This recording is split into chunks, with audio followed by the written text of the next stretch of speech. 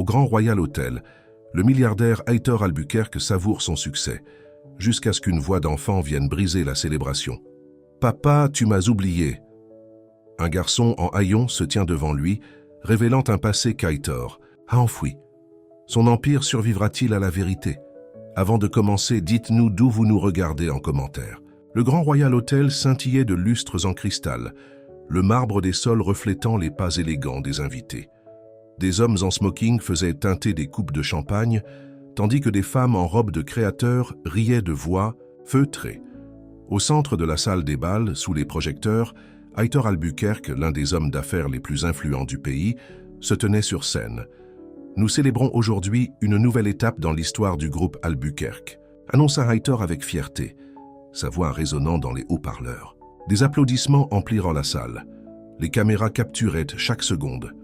Heitor, avec sa posture impeccable et son regard calculateur, était l'image même du succès.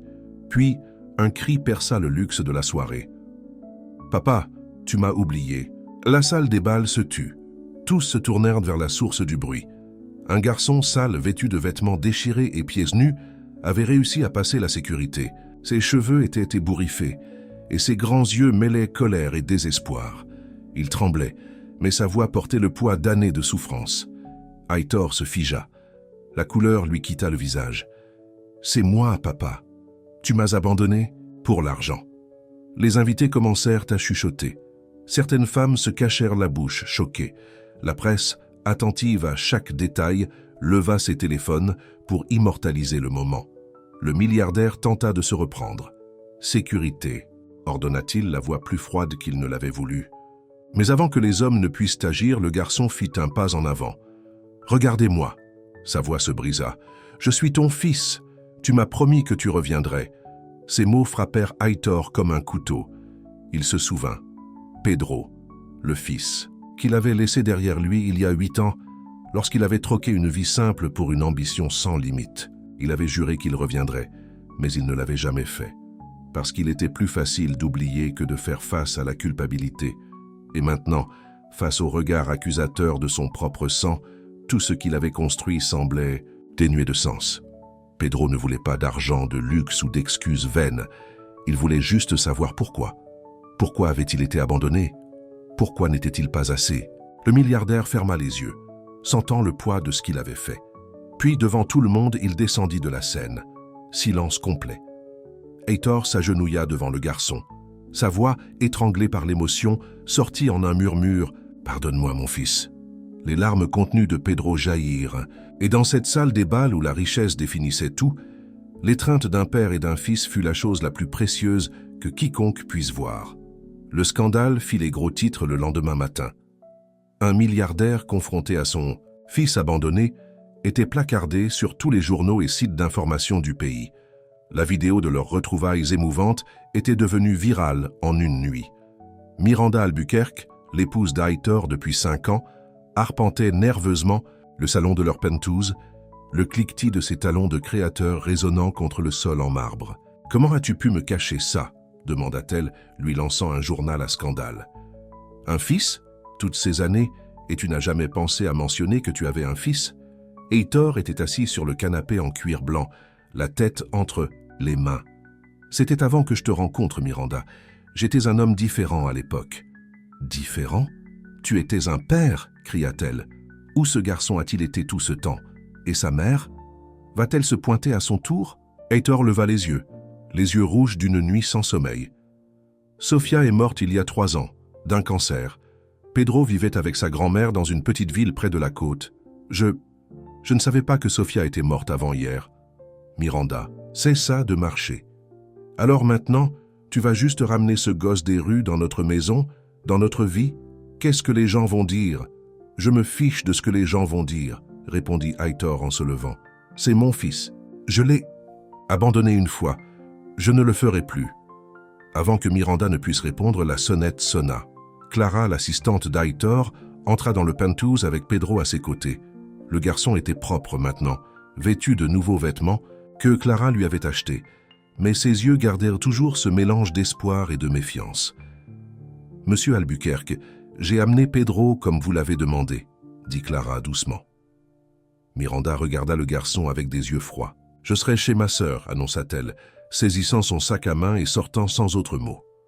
Lorsqu'ils furent seuls, Aitor s'agenouilla à nouveau pour être au niveau des yeux de son fils. « C'est ta... Pedro, ceci sera désormais ta maison. Je sais que ce n'est pas ce à quoi tu es habitué, mais où sont les affaires de grand-mère » interrompit Pedro. « Mes photos avec maman ?»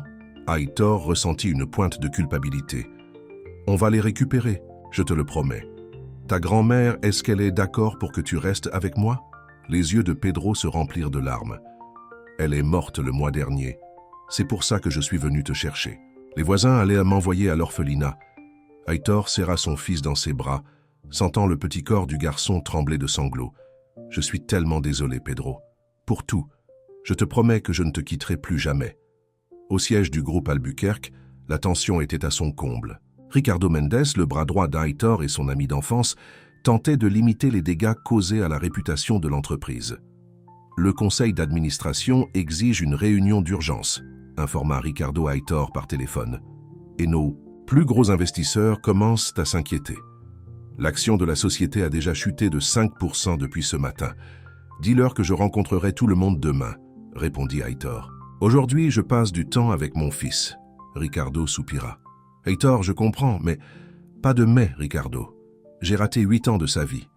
L'entreprise peut attendre encore un jour. » Après avoir raccroché, Aitor emmena Pedro à la cuisine où le chef avait préparé leur déjeuner. « Cet endroit est immense, » dit Pedro, les yeux grands ouverts, en regardant autour de lui. « Tu vis ici tout seul. Eh bien, il y a Miranda, ma femme, et nous avons du personnel, le chef, des femmes de ménage et de la sécurité. » Pedro poussa sa nourriture sur son assiette. « Tu as d'autres enfants ?» Aitor secoua la tête. « Non, tu es mon seul fils. »« As-tu jamais pensé à moi ?» demanda Pedro, la voix faible. Aitor sentit sa gorge se serrer. « Chaque jour, admit-il, je me suis dit que je me créais une vie meilleure pour nous, qu'un jour je reviendrai pour toi et ta mère. Mais ensuite, les semaines se sont transformées en mois, et les mois en années. Je me suis laissé entraîner par la construction de l'entreprise, puis j'ai rencontré Miranda et... J'étais un lâche, Pedro. J'avais peur de faire face à ce que j'avais fait. Maman t'a attendu, dit Pedro, les yeux fixés sur son assiette. Elle a toujours dit que tu reviendrais un jour. Même quand elle est tombée malade, elle y croyait. Des larmes coulèrent sur les joues d'Aitor. J'aurais dû être là pour elle, pour vous deux. Elle a gardé toutes tes lettres, continua. Pedro. Elle me les lisait même quand j'étais trop petit pour comprendre, mais après un moment, elles ont cessé d'arriver. Aitor se souvint de ses premières lettres, pleines de promesses sur l'avenir qu'ils auraient une fois qu'il aurait fait fortune, des promesses qu'il n'avait jamais tenues. « Je ne peux pas changer le passé, » dit Aitor, tendant la main par-dessus la table pour prendre celle de son fils. « Mais je te le promets, à partir d'aujourd'hui, tu es ma priorité. Rien d'autre n'importe, plus que de rattraper le temps perdu. » Pedro leva les yeux, croisant le regard de son père. Il y avait encore de la douleur, de la méfiance, mais aussi une lueur d'espoir. Plus tard dans l'après-midi, Miranda retourna au Penthouse avec sa sœur, Victoria. Elles trouvèrent Aitor et Pedro dans le salon, regardant un album photo que Clara avait apporté de chez la grand-mère de Pedro. « Nous devons parler, » dit Miranda froidement. « Victoria, peux-tu faire visiter les lieux au garçon ? Il s'appelle Pedro, » corrigea Aitor. « Et il ne va nulle part. Tout ce que tu as à dire, tu peux le dire devant lui. » Le visage parfaitement maquillé de Miranda se contracta de colère. « Très bien, j'ai parlé à mon avocat. Si tu insistes pour intégrer cette situation dans notre mariage, je veux une modification de notre contrat de mariage. Je ne permettrai pas à un gamin de la campagne de menacer ma sécurité financière. Est-ce tout ce qui compte pour toi ? L'argent ? demanda Aitor en se levant. Pedro est mon fils, mon sang. Il vient de perdre sa grand-mère, la seule famille qui lui restait après la mort de sa mère. Et tu t'inquiètes pour ta sécurité financière ? Victoria fit un pas. En avant. Allez, Pedro, allons voir la vue depuis le balcon pendant qu'il parle. Pedro ne bougea pas. Vas-tu m'envoyer partir à cause d'elle ? demanda-t-il à Aitor, la voix tremblante. Non, dit fermement Aitor. Jamais. C'est ta maison maintenant. Miranda rit amèrement. Tu connais ce garçon depuis un jour et tu es prêt à tout risquer pour lui ? Qu'en est-il de nous ? Quand est-il de la vie que nous avons construite ensemble ? Quelle vie, Miranda ? rétorqua Aitor. Nous vivons dans la même maison, mais nous sommes des étrangers. Quand est-ce que nous avons eu une vraie conversation pour la dernière fois? Quand est-ce que tu m'as regardé et as vu l'homme, pas le compte en banque? Le visage de Miranda rougit de fureur. Comment oses-tu? J'ai été l'épouse parfaite, j'ai organisé tes fêtes, j'ai charmé tes clients, j'ai été à tes côtés à chaque gala et événement caritatif. J'ai fait tout ce que tu m'as demandé. Sauf m'aimer, dit Heitor doucement, ou me laisser t'aimer. La pièce se tut. Victoria remua mal à l'aise, tandis que Pedro observait les adultes avec des yeux grands ouverts et incertains. Finalement, Miranda redressa les épaules. « Je ferai enlever mes affaires demain. Mon avocat vous contactera. » Elle se retourna pour partir, puis regarda Pedro. « Pour ce que ça vaut, garçon, j'espère qu'il ne t'abandonnera pas 2 fois. » Après le départ de Miranda et Victoria, Heitor s'assit à côté de Pedro, qui semblait ébranlé par ce qui venait de se passer. « Je suis désolé que tu aies vu ça, dit Heitor. » Pedro haussa les épaules. « Es-tu triste qu'elle parte ?» Heitor y réfléchit. « Non, » répondit-il honnêtement. « Je pense que notre mariage s'est terminé il y a longtemps. Nous ne voulions tout simplement pas l'admettre. »« Était-ce à cause de moi ?» demanda Pedro, la voix à nouveau faible. « Non, mon fils. C'est parce que nous nous sommes mariés pour de mauvaises raisons. J'étais seul, et elle voulait le statut d'épouse d'un milliardaire. Ce n'est pas assez pour construire une vie. » Pedro hocha la tête, semblant comprendre plus qu'un enfant de son âge ne devrait le faire. « Que se passe-t-il maintenant ?» Heitor passa son bras autour des épaules de son fils. « Maintenant, nous apprenons à nous connaître. J'ai 8 ans de retard à rattraper, et demain je dois faire face à mon entreprise et au conseil d'administration. Ils ne sont pas contents de tout cela. »« Vas-tu perdre ton entreprise ?» demanda Pedro inquiet. « Je le pourrais, » admit Heitor. « Mais si c'est le prix à payer pour te retrouver dans ma vie, ça vaut le coup. » Comme l'après-midi tournait vers le soir, le père et le fils continuèrent à regarder l'album photo, Heitor posant des questions sur chaque image, apprenant les années de la vie de son fils qu'il avait manqué. Pour la première fois depuis de nombreuses années, Heitor sentit quelque chose de réel bouger dans son cœur, quelque chose de plus précieux que toute la richesse qu'il avait accumulée. Et comme Pedro s'endormit enfin cette nuit-là dans l'une des nombreuses chambres d'amis du penthouse, Heitor se tenait dans l'embrasure de la porte à le regarder, faisant un vœu silencieux que quoi qu'il arrive demain, son fils passerait toujours en premier à partir de maintenant. Le soleil du matin inondait les baies vitrées du penthouse, tandis qu'Heitor ajustait sa cravate dans le miroir. Aujourd'hui avait lieu la réunion d'urgence du conseil d'administration et il savait que ce ne serait pas facile. L'action de la société avait encore chuté de 3% pendant la nuit.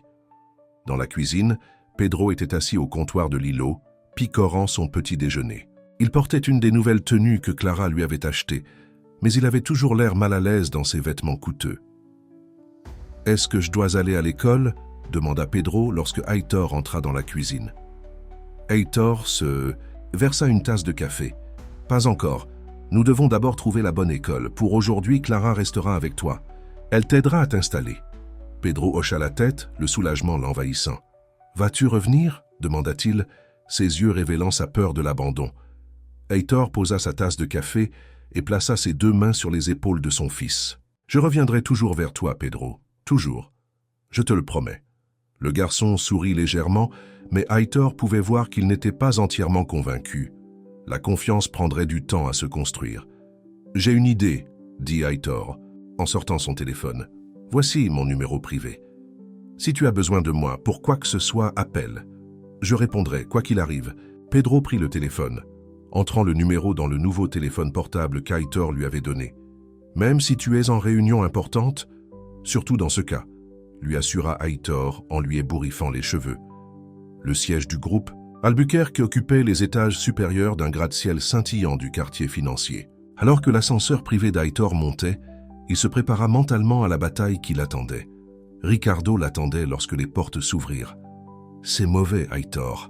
Le conseil d'administration en veut à ta peau. »« Qu'ils essaient, » répondit Heitor en redressant les épaules. « J'ai construit cette entreprise de rien. Ils ne peuvent pas me pousser dehors. » Ricardo sembla incertain. « Ne sois pas si sûr. Victoria a appelé Eduardo hier soir. » Heitor cessa de marcher. Eduardo Santos était le 2e actionnaire le plus important de l'entreprise et avait toujours été jaloux du succès d'Heitor. La sœur de Miranda a appelé Eduardo. Pourquoi ? Pour le prévenir au sujet de Pedro. Elle a suggéré qu'avoir Un PDG entaché d'un scandale avec un enfant illégitime récemment découvert pourrait ne pas être bon pour les affaires. La mâchoire d'Aitor se serra. Pedro n'est pas illégitime. J'étais avec Sofia pendant 3 ans. Nous ne nous sommes jamais mariés. Cette distinction n'aura pas d'importance pour le conseil d'administration, avertit Ricardo alors qu'ils approchèrent de la salle de conférence. Ce sont des hommes d'affaires, pas des conseillers familiaux. À l'intérieur, 12 hommes et femmes en costumes coûteux étaient assis autour d'une grande table ovale. Eduardo Santos, un homme aux cheveux grisonnants et aux yeux froids, était assis au bout de la table, directement en face de la chaise d'Aitor. Un défi symbolique à son leadership. « Commençons », suggéra Eduardo avec un léger sourire. Pendant l'heure qui suivit, Aitor se défendit contre un déluge d'accusations et d'inquiétudes. Les membres du conseil d'administration ont remis en question son jugement, son engagement envers l'entreprise et même sa stabilité mentale. « Cet enfant pourrait être n'importe qui », a fait valoir un membre du conseil d'administration. « Avez-vous même fait un test ADN ?»« Je n'ai pas besoin de test. Je connais mon fils », répondit fermement Aitor. « C'est la perception du public qui compte », intervint Eduardo en douceur. « Nos investisseurs sont préoccupés. Nous avons perdu près de 8% de notre valeur boursière en seulement 24 heures. Pouvons-nous nous permettre de nouvelles pertes à cause de votre drame personnel ?» Aitor se leva, plaçant ses mains sur la table. « Soyons clairs, Pedro est mon fils. Il fera partie de ma vie à partir de maintenant. Si cela met l'un d'entre vous mal à l'aise, je vous suggère de vendre vos actions et d'investir ailleurs. » Eduardo échangea des regards avec plusieurs membres du conseil d'administration. Peut-être serait-il préférable que vous preniez un congé, Aitor, juste jusqu'à ce que cette situation se stabilise. Un congé? Aitor rit incrédulement. C'est mon entreprise. Vous possédez 40% des actions, corrigea Eduardo. Le reste d'entre nous, collectivement, en possède davantage. Si nous votons aujourd'hui, je pense que vous vous retrouverez en infériorité numérique. Ricardo fit un pas en avant. Ne soyons pas hâtifs. Aitor a mené cette entreprise vers des bénéfices records pendant 5 années consécutives. Un seul défi en matière de relations publiques n'efface pas ce bilan. Un silence tendu emplit la pièce alors que les membres du conseil d'administration réfléchissaient à cela. Enfin, l'un des membres les plus âgés prit la parole. « Je propose un compromis. Aitor reste PDG, mais nous faisons appel à une équipe de relations publiques pour gérer cette situation. Le garçon devrait être correctement présenté à la société. Une conférence de presse, peut-être. Montrons que nous embrassons ce développement. » Aitor sentit sa colère monter. « Mon fils n'est pas une situation à gérer. C'est un garçon de 8 ans qui vient de perdre sa grand-mère et qui essaie de s'adapter à une nouvelle vie. Alors adaptez-vous rapidement, dit froidement Eduardo, parce que cette entreprise n'attend pas éternellement. » La réunion se termina par une trêve instable. Aitor resterait PDG, mais un comité spécial serait formé pour surveiller l'image. Public de l'entreprise. Ce n'était pas une victoire, mais ce n'était pas non plus une défaite. De retour au penthouse, Aitor trouva Pedro et Clara dans le salon. Ils étaient entourés de sacs de shopping provenant de divers magasins de jouets et de boutiques pour enfants. « Nous avons peut-être un peu exagéré », admit Clara avec un sourire. Mais il avait besoin de tellement de choses. Pedro se précipita vers Aitor, impatient de lui montrer un nouveau jouet robot. Un instant, en voyant la joie sincère de son fils, Aitor oublia la réunion du conseil d'administration et toutes ses pressions. « As-tu passé une bonne journée ?» demanda-t-il, en s'asseyant à côté de Pedro sur le canapé. Pedro hocha la tête avec enthousiasme. « Clara m'a emmené dans le plus grand magasin de jouets de tous les temps et on a mangé des pizzas pour le déjeuner. De vraies pizzas pas surgelées. » Aitor rit, un poids se levant de ses épaules. « Je suis content que tu aies passé une bonne journée. » Après le dîner, tandis que Pedro jouait avec ses nouveaux jouets, Aitor appela Ricardo pour élaborer une stratégie. Ils avaient besoin d'un plan pour contrer l'influence d'Eduardo sur le conseil d'administration. « Nous devrions nous renseigner sur les activités récentes d'Eduardo, » suggéra Ricardo. « Thursday Cinder. Et dans mes message, il a trop hâte de te faire partir. Il pourrait y avoir quelque chose là-dedans. » Aitor était d'accord, mais son esprit était partagé. Une partie de lui voulait se battre de toutes ses forces pour garder le contrôle de son entreprise. Mais une autre partie, une partie de plus en plus importante, se demandait si cela valait la peine de se battre. Pour la première fois de sa vie, Quelque chose importait plus que le succès commercial. Plus tard dans la soirée, alors que Aitor couchait Pedro, le garçon posa une question qui le prit au dépourvu. « Papa, étais-tu heureux quand je suis né ?» Aitor s'assit au bord du lit, réfléchissant attentivement à sa réponse. « Oui, je l'étais. Ta mère et moi étions très jeunes, et nous n'avions pas beaucoup d'argent, mais quand je t'ai tenu pour la première fois dans mes bras, je me suis senti comme l'homme le plus riche du monde. Alors pourquoi as-tu parti ?» La voix de Pedro était faible mais directe. Aitor prit une profonde inspiration. « Je pensais faire la bonne chose. Je voulais te donner à toi et à ta mère une vie meilleure. Je pensais que si je pouvais gagner assez d'argent, nous pourrions avoir tout ce que nous avons toujours voulu. Mais quelque part en chemin, j'ai perdu de vue ce qui importait vraiment. »« L'argent » demanda Pedro. « Non, » dit Aitor doucement. « Toi et ta mère, la famille, l'amour, ce sont les choses qui comptent vraiment. » Pedro sembla réfléchir à cela puis dit « Maman a toujours dit que tu avais le cœur bon mais la tête embrouillée. » Aitor rit, les larmes lui piquant les yeux. Elle avait raison. Sofia avait toujours raison à mon sujet. Alors que Pedro s'endormait, Aitor le regardait, s'émerveillant de cette seconde chance qui lui avait été donnée. Le lendemain matin, la sonnette sonna tôt. Aitor ouvrit la porte pour trouver Miranda debout là, aussi impeccable que toujours, mais avec une dureté dans les yeux qui n'y était pas auparavant. « Je suis venu chercher quelques effets personnels », annonça-t-elle, le dépassant sans attendre d'invitation. Aitor la suivit dans la chambre principale. « Miranda, pouvons-nous parler raisonnablement de ça ?» Elle se retourna pour le faire face, son expression froide. « Il n'y a rien à discuter, tu as fait ton choix. Il ne s'agit pas de choisir entre toi et Pedro. C'est mon fils, il a besoin de moi. » Miranda commença à rassembler des bijoux sur sa coiffeuse. « Et qu'en est-il de ce dont j'ai besoin? J'ai épousé un homme d'affaires prospère et respecté. Pas un père rongé par la culpabilité avec un enfant des bas-fonds. »« Ne parle pas de lui de cette façon, » avertit Aitor, la voix basse et dangereuse. Miranda s'arrêta, étudiant son visage. « Tu sais, je me suis toujours demandé ce qui te ferait montrer de vraies émotions. Maintenant, je sais. Il faut un petit garçon sale de ton passé pour faire ressortir ta passion. » Avant qu'Aitor ne puisse répondre, Pedro apparut dans l'embrasure de la porte, ayant tout entendu. Ses yeux étaient grands ouverts, blessés. « Pedro » commença Aitor, mais le garçon se retourna et courut dans le couloir. Aitor lança à Miranda un regard de pure colère, puis courut après son fils. Il trouva Pedro dans sa chambre, fourrant des vêtements dans son vieux sac à dos. « Que fais-tu » demanda Aitor doucement. « Je pars » dit Pedro, la voix étranglée par les larmes. « Je cause trop de problèmes. » Aitor s'agenouilla à côté de lui enlevant le sac à dos. « Non, tu ne pars pas. C'est ta maison maintenant. Mais ta femme me déteste, et ton entreprise est en difficulté à cause de moi. Je t'ai entendu au téléphone avec Ricardo. » Aitor serra Pedro dans ses bras. « Écoute-moi, rien de tout cela n'est de ta faute. Miranda et moi avions des problèmes. Bien avant ton arrivée. Et quant à l'entreprise, laisse-les s'inquiéter de leur cours boursier. C'est toi qui comptes pour moi maintenant. » Pedro recula, sceptique. « Vraiment? Mais tu as travaillé si dur pour ton entreprise. Certaines choses valent plus que l'argent ou le succès, » dit Aitor en essuyant les larmes de son fils.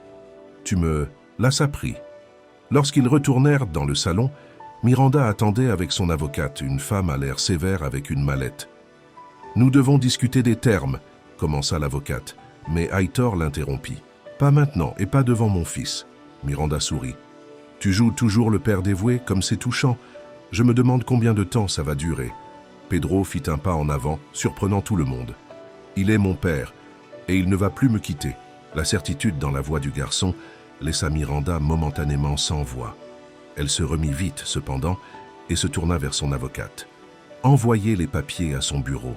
Je veux que ce soit résolu rapidement. » Après leur départ, Aitor regarda Pedro avec un nouveau respect. « C'était courageux de ta part. » Pedro haussa les épaules, mais un petit sourire apparut sur son visage. Au Grand Royal Hotel, le milliardaire Aitor Albuquerque savoure son succès, jusqu'à ce qu'une voix d'enfant vienne briser la célébration. « Papa, tu m'as oublié !» Un garçon en haillons se tient devant lui, révélant un passé qu'Aitor a enfoui. Son empire survivra-t-il à la vérité? Commentaire.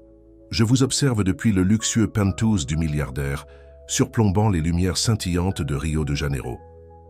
Le grand Royal Hotel scintillait de lustres en cristal, le marbre des sols reflétant les pas élégants des invités. Des hommes en smoking faisaient teinter des coupes de champagne, tandis que des femmes en robe de créateur riaient de voix feutrées. Au centre de la salle des bals, sous les projecteurs, Heitor Albuquerque, l'un des hommes d'affaires les plus influents du pays, se tenait sur scène. « Nous célébrons aujourd'hui une nouvelle étape dans l'histoire du groupe Albuquerque », annonça Heitor avec fierté, sa voix résonnant dans les haut-parleurs. Des applaudissements emplirent la salle. Les caméras capturaient chaque seconde. Heitor, avec sa posture impeccable et son regard calculateur, était l'image même du succès. Puis un cri perça le luxe de la soirée. « Papa, tu m'as oublié !» La salle des bals se tut. Tous se tournèrent vers la source du bruit. Un garçon, sale, vêtu de vêtements déchirés et pieds nus, avait réussi à passer la sécurité. Ses cheveux étaient ébouriffés et ses grands yeux mêlaient colère et désespoir. Il tremblait, mais sa voix portait le poids d'années de souffrance. Heitor se figea. La couleur lui quitta le visage. « C'est moi, papa. Tu m'as abandonné pour l'argent. » Les invités commencèrent à chuchoter. Certaines femmes se cachèrent la bouche, choquées. La presse, attentive à chaque détail, leva ses téléphones pour immortaliser le moment. Le milliardaire tenta de se reprendre. « Sécurité !» ordonna-t-il, la voix plus froide qu'il ne l'avait voulu. Mais avant que les hommes ne puissent agir, le garçon fit un pas en avant. « Regardez-moi !» Sa voix se brisa. « Je suis ton fils. Tu m'as promis que tu reviendrais. » Ces mots frappèrent Heitor comme un couteau. Il se souvint. Pedro, le fils qu'il avait laissé derrière lui il y a 8 ans lorsqu'il avait troqué une vie simple pour une ambition sans limite. Il avait juré qu'il reviendrait, mais il ne l'avait jamais fait, parce qu'il était plus facile d'oublier que de faire face à la culpabilité. Et maintenant, face au regard accusateur de son propre sang, tout ce qu'il avait construit semblait dénué de sens. Pedro ne voulait pas d'argent, de luxe ou d'excuses vaines. Il voulait juste savoir pourquoi. Pourquoi avait-il été abandonné? Pourquoi n'était-il pas assez? Le milliardaire ferma les yeux, sentant le poids de ce qu'il avait fait. Puis, devant tout le monde, il descendit de la scène. Silence complet. Heitor s'agenouilla devant le garçon. Sa voix, étranglée par l'émotion, sortit en un murmure. « Pardonne-moi, mon fils. » Les larmes contenues de Pedro jaillirent. Et dans cette salle des bals où la richesse définissait tout, l'étreinte d'un père et d'un fils fut la chose la plus précieuse que quiconque puisse voir. Le scandale fit les gros titres le lendemain matin. Un milliardaire confronté à son fils abandonné était placardé sur tous les journaux et sites d'information du pays. La vidéo de leurs retrouvailles émouvantes était devenue virale en une nuit. Miranda Albuquerque, l'épouse d'Heitor depuis 5 ans, arpentait nerveusement le salon de leur penthouse, le cliquetis de ses talons de créateur résonnant contre le sol en marbre. « Comment as-tu pu me cacher ça ?» demanda-t-elle, lui lançant un journal à scandale. « Un fils? Toutes ces années, et tu n'as jamais pensé à mentionner que tu avais un fils. » Heitor était assis sur le canapé en cuir blanc, la tête entre les mains. « C'était avant que je te rencontre, Miranda. J'étais un homme différent à l'époque. »« Différent? Tu étais un père !» cria-t-elle. « Où ce garçon a-t-il été tout ce temps? Et sa mère? Va-t-elle se pointer à son tour ?» Heitor leva les yeux rouges d'une nuit sans sommeil. « Sofia est morte il y a 3 ans, d'un cancer. Pedro vivait avec sa grand-mère dans une petite ville près de la côte. Je ne savais pas que Sofia était morte avant hier. » Miranda cessa de marcher. « Alors, maintenant, tu vas juste ramener ce gosse des rues dans notre maison, dans notre vie. Qu'est-ce que les gens vont dire? Je me fiche de ce que les gens vont dire, » répondit Heitor en se levant. « C'est mon fils. Je l'ai abandonné une fois. Je ne le ferai plus. » Avant que Miranda ne puisse répondre, la sonnette sonna. Clara, l'assistante d'Heitor, entra dans le penthouse avec Pedro à ses côtés. Le garçon était propre maintenant, vêtu de nouveaux vêtements que Clara lui avait achetés, mais ses yeux gardaient toujours ce mélange d'espoir et de méfiance. « Monsieur Albuquerque, j'ai amené Pedro comme vous l'avez demandé, » dit Clara doucement. Miranda regarda le garçon avec des yeux froids. « Je serai chez ma sœur, » annonça-t-elle, saisissant son sac à main et sortant sans autre mot. Lorsqu'ils furent seuls, Heitor s'agenouilla à nouveau pour être au niveau des yeux de son fils. « Pedro, ceci sera désormais ta maison. Je sais que ce n'est pas ce à quoi tu es habitué, mais où sont les affaires de grand-mère » interrompit Pedro. « Mes photos avec maman ?» Aitor ressentit une pointe de culpabilité. « On va les récupérer, je te le promets. »« Ta grand-mère, est-ce qu'elle est d'accord pour que tu restes avec moi ?» Les yeux de Pedro se remplirent de larmes. « Elle est morte le mois dernier. C'est pour ça que je suis venu te chercher. Les voisins allaient m'envoyer à l'orphelinat. » Aitor serra son fils dans ses bras, sentant le petit corps du garçon trembler de sanglots. « Je suis tellement désolé, Pedro, pour tout. Je te promets que je ne te quitterai plus jamais. » Au siège du groupe Albuquerque, la tension était à son comble. Ricardo Mendes, le bras droit d'Aitor et son ami d'enfance, tentaient de limiter les dégâts causés à la réputation de l'entreprise. « Le conseil d'administration exige une réunion d'urgence », informa Ricardo Aitor par téléphone. « Et nos plus gros investisseurs commencent à s'inquiéter. L'action de la société a déjà chuté de 5% depuis ce matin. Dis-leur que je rencontrerai tout le monde demain, » répondit Aitor. « Aujourd'hui, je passe du temps avec mon fils, Ricardo. » Soupira. « Aitor, je comprends, mais pas de mais, Ricardo. J'ai raté 8 ans de sa vie. L'entreprise peut attendre encore un jour. » Après avoir raccroché, Aitor emmena Pedro à la cuisine où le chef avait préparé leur déjeuner. « Cet endroit est immense, » dit Pedro les yeux grands ouverts en regardant autour de lui. « Tu vis ici tout seul ? Eh bien, il y a Miranda, ma femme, et nous avons du personnel, le chef, des femmes de ménage et de la sécurité. » Pedro poussa sa nourriture sur son assiette. « Tu as d'autres enfants ?» Aitor secoua la tête. « Non, tu es mon seul fils. As-tu jamais pensé à moi ?» demanda Pedro, la voix faible. Aitor sentit sa gorge se serrer. « Chaque jour, admit-il, je me suis dit que je me créais une vie meilleure pour nous, qu'un jour je reviendrais pour toi et ta mère. Mais ensuite, les semaines se sont transformées en mois et les mois en années. Je me suis laissé entraîner par la construction de l'entreprise, puis j'ai rencontré Miranda et j'étais un lâche, Pedro. J'avais peur de faire face à ce que j'avais fait. Maman t'a attendu, dit Pedro, les yeux fixés sur son assiette. Elle a toujours dit que tu reviendrais un jour. Même quand elle est tombée malade, elle y croyait. Des larmes coulèrent sur les joues de Aitor. J'aurais dû être là pour elle, pour vous deux. Elle a gardé toutes tes lettres, continua. Pedro, elle me les lisait même quand j'étais trop petit pour comprendre, mais après un moment, elles ont cessé d'arriver. Aitor se souvint de ses premières lettres, pleines de promesses sur l'avenir qu'ils auraient une fois qu'il aurait fait fortune. Des promesses qu'il n'avait jamais tenues. Je ne peux pas changer le passé, dit Aitor, tendant la main par-dessus la table pour prendre celle de son fils. Mais je te le promets, à partir d'aujourd'hui, tu es ma priorité. Rien d'autre n'importe. Plus que de rattraper le temps perdu. Pedro leva les yeux, croisant le regard de son père. Il y avait encore de la douleur, de la méfiance, mais aussi une lueur d'espoir. Plus tard dans l'après-midi, Miranda retourna au penthouse avec sa sœur, Victoria. Elles trouvèrent Aitor et Pedro dans le salon, regardant un album photo que Clara avait apporté de chez la grand-mère de Pedro. « Nous devons parler », dit Miranda froidement. « Victoria, peux-tu faire visiter les lieux au garçon ? Il s'appelle Pedro », corrigea Aitor. « Et il ne va nulle part. Tout ce que tu as à dire, tu peux le dire devant lui. » Le visage parfaitement maquillé de Miranda se contracta de colère. « Très bien, j'ai parlé à mon avocat. Si tu insistes pour intégrer cette situation dans notre mariage, je veux une modification de notre contrat de mariage. Je ne permettrai pas à un gamin de la campagne de menacer ma sécurité financière. » « Est-ce tout ce qui compte pour toi? L'argent » demanda Aitor en se levant. « Pedro est mon fils, mon sang. Il vient de perdre sa grand-mère, la seule famille qu'il lui restait après la mort de sa mère. Et tu t'inquiètes pour ta sécurité financière ?» Victoria fit un pas en avant. « Allez, Pedro, allons voir la vue depuis le balcon pendant qu'il parle. » Pedro ne bougea pas. « Vas-tu m'envoyer partir à cause d'elle » demanda-t-il à Aitor, la voix tremblante. « Non, » dit fermement Aitor. « Jamais. C'est ta maison maintenant. » Miranda rit amèrement. « Tu connais ce garçon depuis un jour et tu es prêt à tout risquer pour lui? Qu'en est-il de nous? Qu'en est-il de la vie que nous avons construite ensemble? » « Quelle vie, Miranda ?» rétorqua Aitor.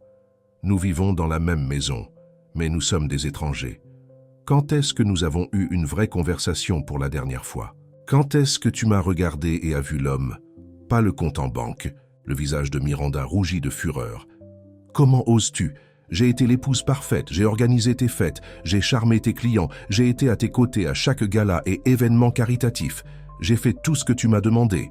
Sauf m'aimer, dit Aitor doucement, ou me laisser t'aimer. » La pièce se tut.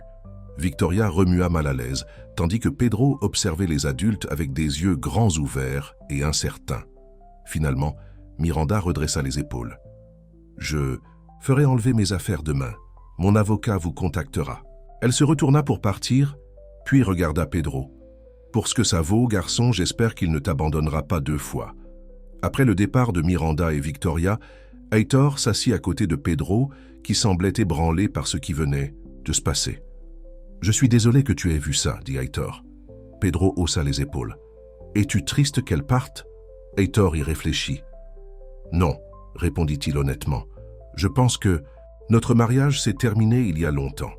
Nous ne voulions tout simplement pas l'admettre. »« Était-ce à cause de moi ?»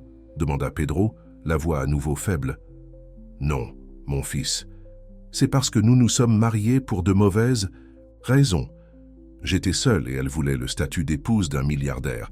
Ce n'est pas assez pour construire une vie. » Pedro hocha la tête, semblant comprendre plus qu'un enfant de son âge ne devrait le faire. « Que se passe-t-il maintenant ?» Aitor passa son bras autour des épaules de son fils.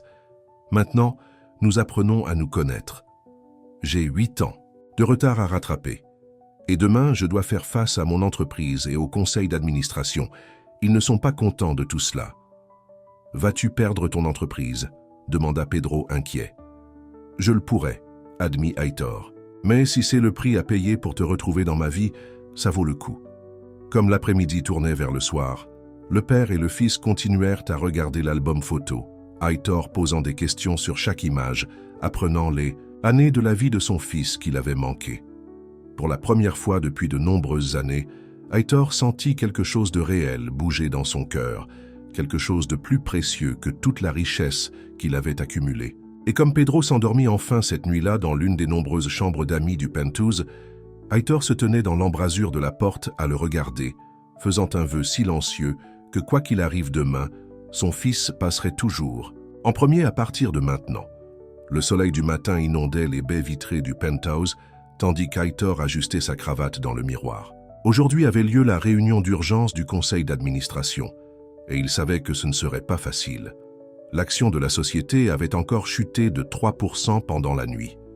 Dans la cuisine, Pedro était assis au comptoir de Lilo, picorant son petit déjeuner. Il portait une des nouvelles tenues que Clara lui avait achetées, mais il avait toujours l'air mal à l'aise dans ses vêtements coûteux. « Est-ce que je dois aller à l'école ?» demanda Pedro, lorsque Aitor entra dans la cuisine. Aitor se versa une tasse de café. « Pas encore. Nous devons d'abord trouver la bonne école. Pour aujourd'hui, Clara restera avec toi. Elle t'aidera à t'installer. » Pedro hocha la tête, le soulagement l'envahissant. « Vas-tu revenir ?» demanda-t-il, ses yeux révélant sa peur de l'abandon. Aitor posa sa tasse de café et plaça ses 2 mains sur les épaules de son fils. « Je reviendrai toujours vers toi, Pedro. Toujours, je te le promets. » Le garçon sourit légèrement, mais Aitor pouvait voir qu'il n'était pas entièrement convaincu. La confiance prendrait du temps à se construire. « J'ai une idée, » dit Aitor en sortant son téléphone. « Voici mon numéro privé. Si tu as besoin de moi pour quoi que ce soit, appelle. Je répondrai quoi qu'il arrive. » Pedro prit le téléphone, entrant le numéro dans le nouveau téléphone portable qu'Aitor lui avait donné. « Même si tu es en réunion importante. Surtout dans ce cas, » lui assura Aitor en lui ébouriffant les cheveux. Le siège du groupe Albuquerque occupait les étages supérieurs d'un gratte-ciel scintillant du quartier financier. Alors que l'ascenseur privé d'Aitor montait, il se prépara mentalement à la bataille qui l'attendait. Ricardo l'attendait lorsque les portes s'ouvrirent. « C'est mauvais, Aitor. Le conseil d'administration en veut à ta peau. »« Qu'ils essaient, » répondit Aitor en redressant les épaules. « J'ai construit cette entreprise de rien. Ils ne peuvent pas me pousser dehors. » Ricardo sembla incertain. « Ne sois pas si sûr. Victoria a appelé Eduardo hier soir. » Aitor cessa de marcher. Eduardo Santos était le 2e actionnaire le plus important de l'entreprise et avait toujours été jaloux du succès d'Aitor. La sœur de Miranda a appelé Eduardo. Pourquoi ? Pour le prévenir au sujet de Pedro. Elle a suggéré qu'avoir un PDG entaché d'un scandale avec un enfant illégitime récemment découvert pourrait ne pas être bon pour les affaires. La mâchoire d'Aitor se serra. Pedro n'est pas illégitime. J'étais avec Sofia pendant 3 ans. Nous ne nous sommes jamais mariés. Cette distinction n'aura pas d'importance pour le conseil d'administration, avertit Ricardo alors qu'ils approchèrent de la salle de conférence. Ce sont des hommes d'affaires, pas des conseillers familiaux. À l'intérieur, 12 hommes et femmes en costumes coûteux étaient assis autour d'une grande table ovale. Eduardo Santos, un homme aux cheveux grisonnants et aux yeux froids, était assis au bout de la table, directement en face de la chaise d'Aitor, un défi symbolique à son leadership. « Commençons », suggéra Eduardo avec un léger sourire. Pendant l'heure qui suivit, Aitor se défendit contre un déluge d'accusations et d'inquiétudes. Les membres du conseil d'administration ont remis en question son jugement, son engagement envers l'entreprise et même sa stabilité mentale. « Cet enfant pourrait être n'importe qui », a fait valoir un membre du conseil d'administration.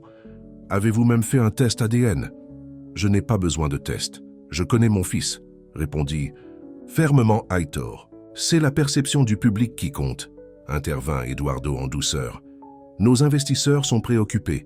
Nous avons perdu près de 8% de notre valeur boursière en seulement 24 heures. Pouvons-nous nous permettre de nouvelles pertes à cause de votre drame personnel ?» Aitor se leva, plaçant ses mains sur la table. « Soyons clairs. Pedro est mon fils. Il fera partie de ma vie à partir de maintenant. Si cela met l'un d'entre vous mal à l'aise, je vous suggère de vendre vos actions et d'investir ailleurs. » Eduardo échangea des regards avec plusieurs membres du conseil d'administration.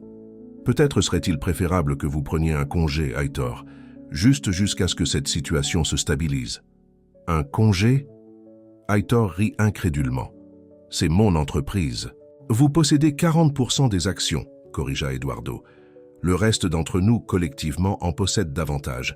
Si nous votons aujourd'hui, je pense que vous vous retrouverez en infériorité numérique. » Ricardo fit un pas en avant.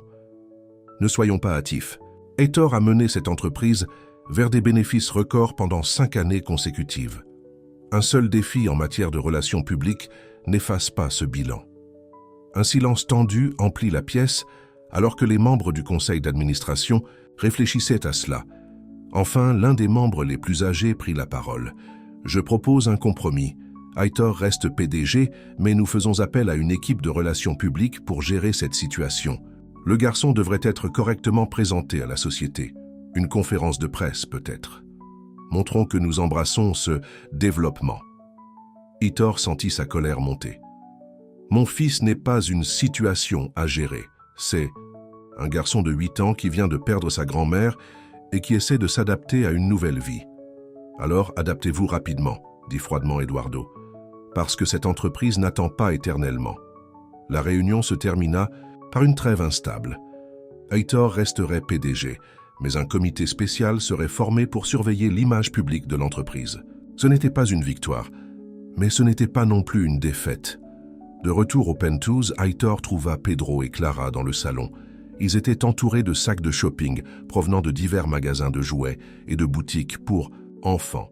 « Nous avons peut-être un peu exagéré », admit Clara avec un sourire. « Mais il avait besoin de tellement de choses. » Pedro se précipita vers Aitor, impatient de lui montrer un nouveau jouet robot. Un instant, en voyant la joie sincère de son fils, Aitor oublia la réunion du conseil d'administration et toutes ses pressions. « As-tu passé une bonne journée ?» demanda-t-il en s'asseyant à côté de Pedro sur le canapé. Pedro hocha la tête avec enthousiasme. « Clara m'a emmené dans le plus grand magasin de jouets de tous les temps et on a mangé des pizzas pour le déjeuner. De vraies pizzas, pas surgelées. » Aitor rit, un poids se levant de ses épaules. « Je suis content que tu aies passé une bonne journée. » Après le dîner, tandis que Pedro jouait avec ses nouveaux jouets, Aitor appela Ricardo pour élaborer une stratégie. Ils avaient besoin d'un plan pour contrer l'influence d'Eduardo sur le conseil d'administration. « Nous devrions nous renseigner sur les activités récentes d'Eduardo, » suggéra Ricardo. « Il a trop hâte de te faire partir. Il pourrait y avoir quelque chose là-dedans. » Aitor était d'accord, mais son esprit était partagé. Une partie de lui voulait se battre de toutes ses forces pour garder le contrôle de son entreprise. Mais une autre partie, une partie de plus en plus importante, se demandait si cela valait la peine de se battre. Pour la première fois de sa vie, quelque chose importait plus que le succès commercial. Plus tard dans la soirée, alors que Aitor couchait Pedro, le garçon posa une question qui le prit au dépourvu. « Papa, étais-tu heureux quand je suis né ?» Aitor s'assit au bord du lit, réfléchissant attentivement à sa réponse. « Oui, je l'étais. Ta mère et moi étions très jeunes, et nous n'avions pas beaucoup d'argent, mais quand je t'ai tenu pour la première fois dans mes bras, je me suis senti comme l'homme le plus riche du monde. Alors pourquoi as-tu parti ?» La voix de Pedro était faible mais directe. Aitor prit une profonde inspiration. « Je pensais faire la bonne chose. Je voulais te donner à toi et à ta mère une vie meilleure. Je pensais que si je pouvais gagner assez d'argent, nous pourrions avoir tout ce que nous avons toujours voulu. Mais quelque part en chemin, j'ai perdu de vue ce qui importait vraiment. »« L'argent » demanda Pedro. « Non, dit Aitor doucement. Toi et ta mère, la famille, l'amour, ce sont les choses qui comptent vraiment. » Pedro sembla réfléchir à cela, puis dit « Maman a toujours dit que tu avais le cœur bon, mais la tête embrouillée. » Aitor rit, les larmes lui piquant les yeux. Elle avait raison, Sofia avait toujours raison à mon sujet. Alors que Pedro s'endormait, Aitor le regardait, s'émerveillant de cette seconde chance qui lui avait été donnée. Le lendemain matin, la sonnette sonna tôt. Aitor ouvrit la porte pour trouver Miranda debout là, aussi impeccable que toujours, mais avec une dureté dans les yeux qui n'y était pas auparavant. « Je suis venu chercher quelques effets personnels, » annonça-t-elle, le dépassant sans attendre d'invitation. Aitor la suivit dans la chambre principale. « Miranda, pouvons-nous parler raisonnablement de ça ?» Elle se retourna pour le faire face, son expression froide. « Il n'y a rien à discuter, tu as fait ton choix. Il ne s'agit pas de choisir entre toi et Pedro. C'est mon fils, il a besoin de moi. » Miranda commença à rassembler des bijoux sur sa coiffeuse. « Et qu'en est-il de ce dont j'ai besoin ? J'ai épousé un homme d'affaires prospère et respecté. Pas un père rongé par la culpabilité avec un enfant des bas-fonds. Ne parle pas de lui de cette façon, » avertit Aitor, la voix basse et dangereuse. Miranda s'arrêta, étudiant son visage. « Tu sais, je me suis toujours demandé ce qui te ferait montrer de vraies émotions. Maintenant, je sais.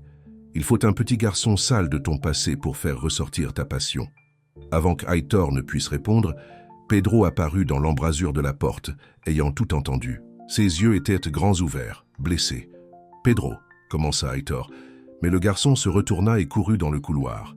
Aitor lança à Miranda un regard de pure colère, puis courut après son fils. Il trouva Pedro dans sa chambre, fourrant des vêtements dans son vieux sac à dos. « Que fais-tu » demanda Aitor doucement. « Je pars » dit Pedro, la voix étranglée par les larmes. « Je cause trop de problèmes. » Aitor s'agenouilla à côté de lui enlevant le sac à dos. « Non, tu ne pars pas, c'est ta maison maintenant. Mais ta femme me déteste, et ton entreprise est en difficulté à cause de moi. Je t'ai entendu au téléphone avec Ricardo. » Aitor serra Pedro dans ses bras. « Écoute-moi, rien de tout cela n'est de ta faute. Miranda et moi avions des problèmes, bien avant ton arrivée. Et quant à l'entreprise, laisse-les s'inquiéter de leur cours boursier. C'est toi qui comptes pour moi maintenant. » Pedro recula, sceptique. « Vraiment ? Mais tu as travaillé si dur pour ton entreprise. Certaines choses valent plus que l'argent ou le succès, » dit Aitor en essuyant les larmes de son fils. « Tu me l'as appris. » Lorsqu'ils retournèrent dans le salon, Miranda attendait avec son avocate, une femme à l'air sévère avec une mallette. « Nous devons discuter des termes, » commença l'avocate, mais Aitor l'interrompit. « Pas maintenant, et pas devant mon fils. Miranda, souris. Tu joues toujours le père dévoué. Comme c'est touchant. Je me demande combien de temps ça va durer. » Pedro fit un pas en avant, surprenant tout le monde. « Il est mon père, et il ne va plus me quitter. » La certitude dans la voix du garçon laissa Miranda momentanément sans voix. Elle se remit vite, cependant, et se tourna vers son avocate. « Envoyez les papiers à son bureau. Je veux que ce soit résolu rapidement. » Après leur départ, Aitor regarda Pedro avec un nouveau respect. « C'était courageux de ta part. » Pedro haussa les épaules, mais un petit sourire apparut sur son visage. « Elle n'est pas très gentille. » Aitor rit. « Non, elle ne l'est pas. Mais tu sais quoi ? Je pense que nous allons très bien nous débrouiller sans elle. » La semaine suivante apporta de nouveaux défis. Pedro commença dans une école privée exclusive, où étaient éduqués les enfants des riches et des puissants. Heitor avait espéré que cela aiderait Pedro à s'adapter à sa nouvelle vie, mais la transition ne fut pas facile. « Ils me regardent. Tous !» se plaignit Pedro après son 3e jour. « Et personne ne veut être mon binôme en classe. » Heitor se sentait impuissant. Il pouvait acheter à son fils tout ce que l'argent pouvait acheter, mais il ne pouvait pas lui acheter l'acceptation ou l'amitié. « Laisse du temps, » lui conseilla-t-il. « Ils ont juste besoin de te connaître. » Mais le temps ne semblait pas aider. Après 2 semaines, Pedro déjeunait toujours seul et rentrait à la maison sans histoire d'amis ou de jeux joués à la récréation.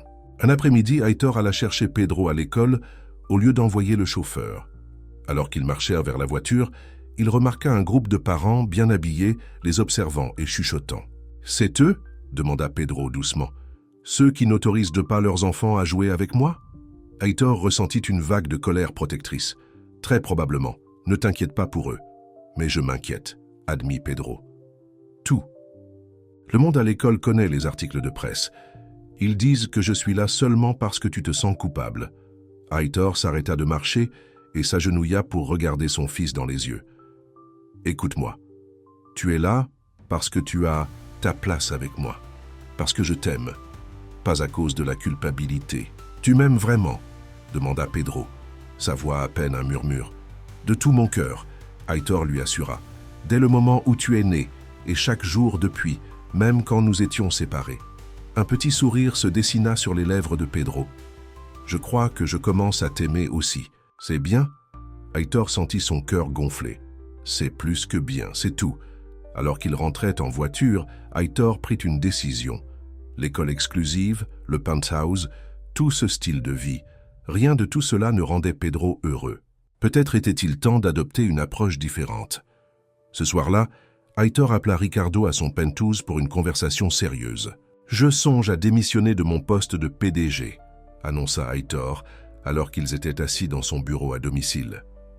Ricardo faillit s'étouffer avec son whisky. « Quoi ? À cause des menaces d'Eduardo. Nous pouvons le combattre, Heitor. Nous avons rassemblé des informations, et je pense qu'il mijote quelque chose avec cette nouvelle acquisition asiatique. » Heitor secoua la tête. « Ce n'est pas à cause d'Eduardo, c'est à cause de Pedro. Il n'est pas heureux, Ricardo. Cette vie, ma vie, ça ne fonctionne pas pour lui. »« Qu'est-ce que tu dis ?» demanda Ricardo désemparé. « Je dis que c'est peut-être le moment d'un changement, un vrai changement, loin de tout ça. » Heitor fit un geste vers le cadre opulent. Ricardo posa son verre. « Heitor, tu as travaillé 20 ans pour construire cette entreprise, pour construire cette vie. Tu ne peux pas simplement tout abandonner. Et si je le pouvais ?» Heitor le défia. « Quel est l'intérêt de tout ce succès si je ne peux pas rendre mon propre fils heureux, si je ne peux pas être le père qu'il mérite? Alors, quel est ton plan? Vendre tout et déménager dans une petite ville ?» Heitor sourit. « Quelque chose comme ça. » Sofia et Pedro vivaient dans une ville côtière appelée Praia Azul. Pedro était heureux là-bas. Peut-être pourrions-nous être heureux là-bas aussi. Ricardo regarda son ami comme s'il avait perdu la tête. « Tu es sérieux ?»« J'y réfléchis, » admit Heitor. « Pedro a besoin de stabilité, d'amis, d'une vie normale, pas de ce cirque. » Avant que Ricardo ne puisse répondre, Clara entra dans le bureau avec une expression inquiète. « Monsieur, il y a une femme qui souhaite vous voir. Elle dit qu'elle s'appelle Luisa Mendes et qu'elle est la sœur de Sofia, la tante de Pedro. » Heitor et Ricardo échangèrent des regards surpris. Sofia n'avait jamais mentionné avoir une sœur. « Faites-la entrer », demanda Heitor. Un instant plus tard, une femme d'une 30aine d'années entra dans le bureau. Elle avait les mêmes yeux chaleureux que Sofia, mais une dureté dans son expression qui mit Heitor mal à l'aise.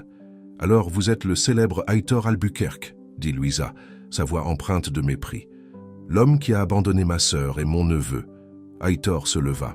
« Je ne savais pas que Sofia avait une sœur. Il y a beaucoup de choses que vous ne savez pas, » répondit froidement Luisa, comme le fait que Sofia travaillait 2 emplois pour subvenir aux besoins de Pedro après votre départ, ou que lorsqu'elle est tombée malade, elle n'a pas pu se permettre les traitements qui auraient pu lui sauver la vie. Chaque mot était comme un couteau dans le cœur d'Heitor. « J'ai envoyé de l'argent, dit-il faiblement. Pendant la première année, oui, puis plus rien. » Luisa croisa les bras. Je vivais à l'étranger.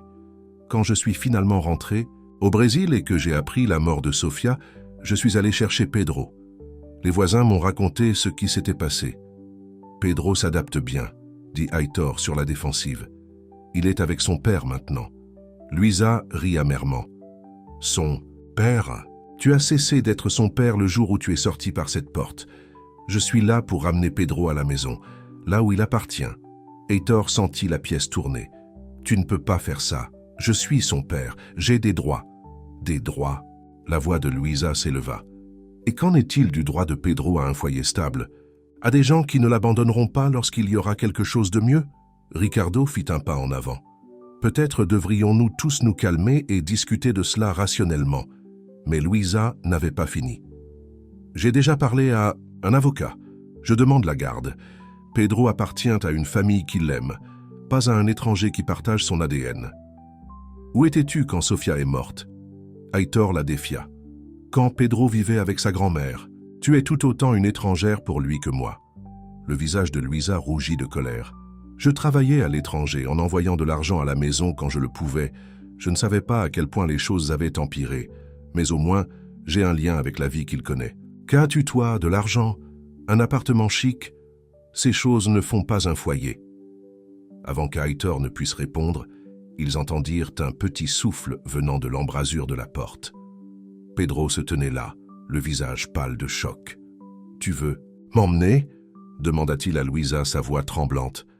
L'expression de Luisa s'adoucit immédiatement. « Pedro, je suis ta tante Luisa, la sœur de ta mère. Je veux ce qu'il y a de mieux pour toi. » Pedro regarda Luisa, puis Aitor, la confusion et la peur clairement visibles dans ses yeux. « Mais je viens de trouver mon père. Je ne veux pas le quitter. » Au Grand Royal Hotel, le milliardaire Aitor Albuquerque savoure son succès, jusqu'à ce qu'une voix d'enfant vienne briser la célébration. « Papa, tu m'as oublié. » Un garçon en haillons se tient devant lui, révélant un passé qu'Aitor a enfoui. Son empire survivra-t-il à la vérité? Commentaire. Je vous observe depuis le luxueux penthouse du milliardaire, surplombant les lumières scintillantes de Rio de Janeiro. Le Grand Royal Hotel scintillait de lustres en cristal, le marbre du sol reflétant les pas élégants des invités. Des hommes en smoking faisaient teinter des coupes de champagne, tandis que des femmes en robe de créateurs riaient de voix feutrées. Au centre de la salle des bals, sous les projecteurs, Aitor Albuquerque, l'un des hommes d'affaires les plus influents du pays, se tenait sur scène. « Nous célébrons aujourd'hui une nouvelle étape dans l'histoire du groupe Albuquerque », annonça Aitor avec fierté, sa voix résonnant dans les haut-parleurs. Des applaudissements emplirent la salle. Les caméras capturaient chaque seconde.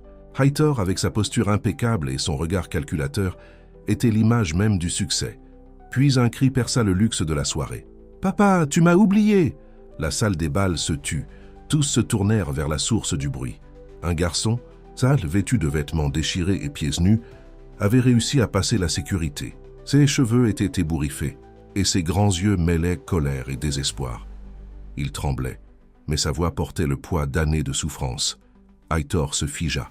La couleur lui quitta le visage. « C'est moi, papa. Tu m'as abandonné pour l'argent. » Les invités commencèrent à chuchoter. Certaines femmes se cachèrent la bouche, choquées. La presse, attentive à chaque détail, leva ses téléphones pour immortaliser le moment. Le milliardaire tenta de se reprendre. « Sécurité !» ordonna-t-il, la voix plus froide qu'il ne l'avait voulu.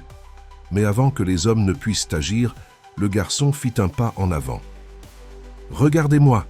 Sa voix se brisa. « Je suis ton fils. Tu m'as promis que tu reviendrais. » Ces mots frappèrent Aitor comme un couteau. Il se souvint. Pedro. Le fils qu'il avait laissé derrière lui il y a 8 ans lorsqu'il avait troqué une vie simple pour une ambition sans limite. Il avait juré qu'il reviendrait, mais il ne l'avait jamais fait. Parce qu'il était plus facile d'oublier que de faire face à la culpabilité. Et maintenant, face au regard accusateur de son propre sang, tout ce qu'il avait construit semblait dénué de sens.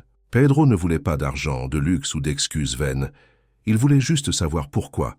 Pourquoi avait-il été abandonné? Pourquoi n'était-il pas assez?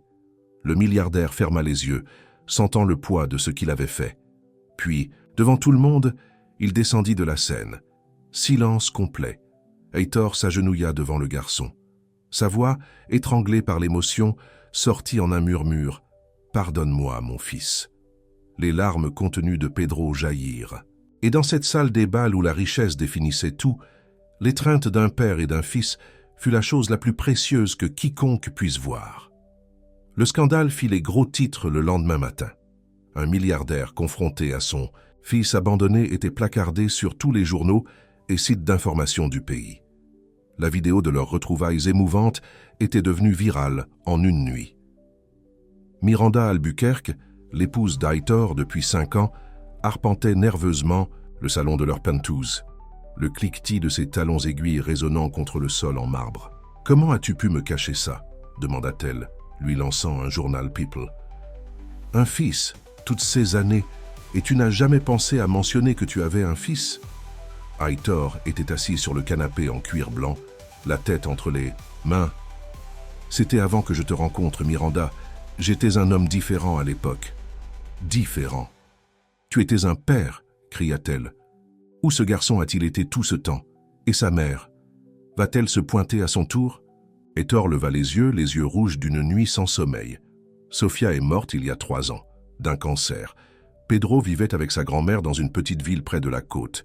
Je ne savais pas que Sofia était morte avant hier. Miranda cessa de marcher. Alors, maintenant, tu vas juste ramener ce gosse des rues dans notre maison, dans notre vie? Qu'est-ce que les gens vont dire? Je me fiche de ce que les gens vont dire, répondit Heitor en se levant. C'est mon fils. Je l'ai abandonné une fois. Je ne le ferai plus. Avant que Miranda ne puisse répondre, la sonnette sonna. Clara, l'assistante d'Heitor, entra dans le penthouse avec Pedro à ses côtés. Le garçon était propre maintenant, vêtu de nouveaux vêtements que Clara lui avait achetés, mais ses yeux gardaient toujours ce mélange d'espoir et de méfiance. « Monsieur Albuquerque, j'ai amené Pedro comme vous l'avez demandé, » dit Clara doucement. Miranda regarda le garçon avec des yeux froids. « Je serai chez ma sœur, » annonça-t-elle, saisissant son sac à main et sortant sans autre mot. Lorsqu'ils furent seuls, Heitor s'agenouilla à nouveau pour être au niveau des yeux de son fils. « Pedro, ceci sera désormais ta maison. Je sais que ce n'est pas ce à quoi tu es habitué, mais... » « Où sont les affaires de grand-mère » interrompit Pedro. « Mes photos avec maman ?» Heitor ressentit une pointe de culpabilité. « On va les récupérer, je te le promets. »« Ta grand-mère, est-ce qu'elle est d'accord pour que tu restes avec moi ?» Les yeux de Pedro se remplirent de larmes. « Elle est morte, le mois dernier. C'est pour ça que je suis venu te chercher. Les voisins allaient m'envoyer à l'orphelinat. » Heitor serra son fils dans ses bras, sentant le petit corps du garçon trembler de sanglots. « Je suis tellement désolé, Pedro. Pour tout. Je te promets que je ne te quitterai plus jamais. » Au siège du groupe Albuquerque, la tension était à son comble. Ricardo Mendes, le bras droit d'Heitor et son ami d'enfance, tentait de limiter les dégâts causés à la réputation de l'entreprise. « Le conseil d'administration exige une réunion d'urgence », informa Ricardo Heitor par téléphone, « et nos plus gros investisseurs commencent à s'inquiéter. L'action de la société a déjà chuté de 5%. Depuis ce matin, dis-leur que je rencontrerai tout le monde demain, répondit Heitor. Aujourd'hui, je passe du temps avec mon fils. Ricardo soupira. Heitor, je comprends, mais pas de mais, Ricardo. J'ai raté 8 ans de sa vie. L'entreprise peut attendre encore un jour. Après avoir raccroché, Heitor emmena Pedro à la cuisine où le chef avait préparé leur déjeuner. Cet endroit est immense, dit Pedro, les yeux grands ouverts, en regardant autour de lui. « Tu vis ici tout seul ?»« Eh bien, il y a Miranda, ma femme. Et nous avons du personnel, le chef, des femmes de ménage et de la sécurité. » Pedro poussa sa nourriture sur son assiette. « Tu as d'autres enfants ?» Heitor secoua la tête. « Non, tu es mon seul fils. As-tu jamais pensé à moi ?» demanda Pedro, la voix faible. Heitor sentit sa gorge se serrer. « Chaque jour, admit-il, je me suis dit que je me créais une vie meilleure pour nous, qu'un jour je reviendrai pour toi et ta mère. Mais ensuite, les semaines se sont transformées en mois, et les mois en années. Je me suis laissé entraîner par la construction de l'entreprise. Puis j'ai rencontré Miranda, et j'étais un lâche, Pedro. J'avais peur de faire face à ce que j'avais fait. Maman t'a attendu, dit Pedro, les yeux fixés sur son assiette. Elle a toujours dit que tu reviendrais un jour. Même quand elle est tombée malade, elle y croyait. Des larmes coulèrent sur les joues d'Heitor. J'aurais dû être là pour elle, pour vous deux.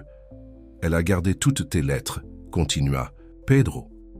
Elle me les lisait même quand j'étais trop petit pour comprendre, mais après un moment, elles ont cessé d'arriver.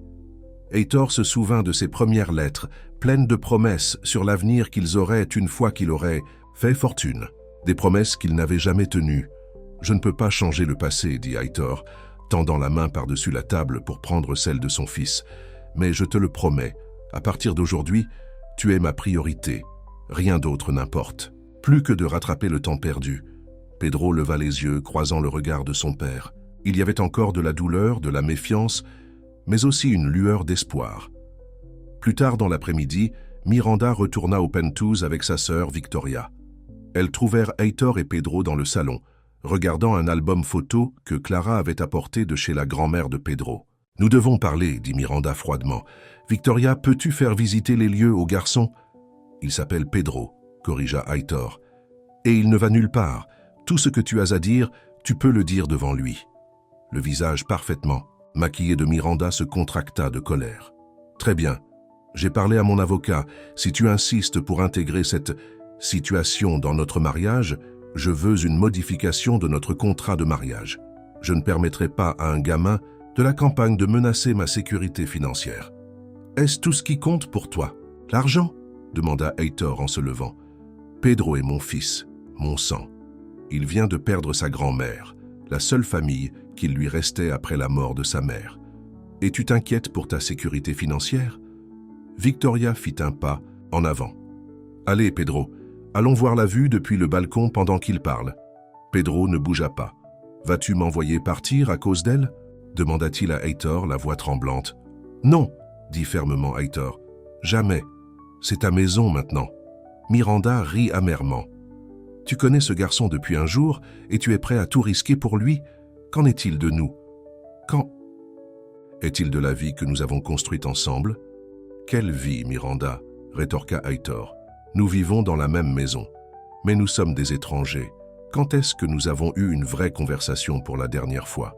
Quand est-ce que tu m'as regardé et as vu l'homme pas le compte en banque ?» Le visage de Miranda rougit de fureur. « Comment oses-tu? J'ai été l'épouse parfaite. J'ai organisé tes fêtes, j'ai charmé tes clients, j'ai été à tes côtés à chaque gala et événement caritatif. J'ai fait tout ce que tu m'as demandé. » « Sauf m'aimer, dit Heitor doucement, ou me laisser t'aimer. » La pièce se tut. Victoria remua mal à l'aise, tandis que Pedro observait les adultes avec des yeux grands ouverts et incertains. Finalement, Miranda redressa les épaules. « Je ferai enlever mes affaires demain. Mon avocat vous contactera. » Elle se retourna pour partir, puis regarda Pedro. « Pour ce que ça vaut, garçon, j'espère qu'il ne t'abandonnera pas 2 fois. » Après le départ de Miranda et Victoria, Heitor s'assit à côté de Pedro, qui semblait ébranlé par ce qui venait de se passer. « Je suis désolé que tu aies vu ça, » dit Heitor. Pedro haussa les épaules. « Es-tu triste qu'elle parte ?» Heitor y réfléchit. « Non, » répondit-il honnêtement. « Je pense que notre mariage s'est terminé il y a longtemps. Nous ne voulions tout simplement pas l'admettre. Était-ce à cause de moi ?» demanda Pedro, la voix à nouveau faible. « Non, mon fils. C'est parce que nous nous sommes mariés pour de mauvaises raisons. J'étais seul, et elle voulait le statut d'épouse d'un milliardaire. Ce n'est pas assez pour construire une vie. » Pedro hocha la tête, semblant comprendre plus qu'un enfant de son âge ne devrait le faire. « Que se passe-t-il maintenant ?» Heitor passa son bras autour des épaules de son fils. « Maintenant, nous apprenons à nous connaître. J'ai 8 ans, de retard à rattraper, et demain je dois faire face à mon entreprise et au conseil d'administration. Ils ne sont pas contents de tout cela. « Vas-tu perdre ton entreprise ?» demanda Pedro inquiet. « Je le pourrais, » admit Heitor. « Mais si c'est le prix à payer pour te retrouver dans ma vie, ça vaut le coup. » Comme l'après-midi tournait vers le soir, le père et le fils continuèrent à regarder l'album photo, Heitor posant des questions sur chaque image, apprenant les années de la vie de son fils qu'il avait manquées. Pour la première fois depuis de nombreuses années, Heitor sentit quelque chose de réel bouger dans son cœur, quelque chose de plus précieux que toute la richesse qu'il avait accumulée.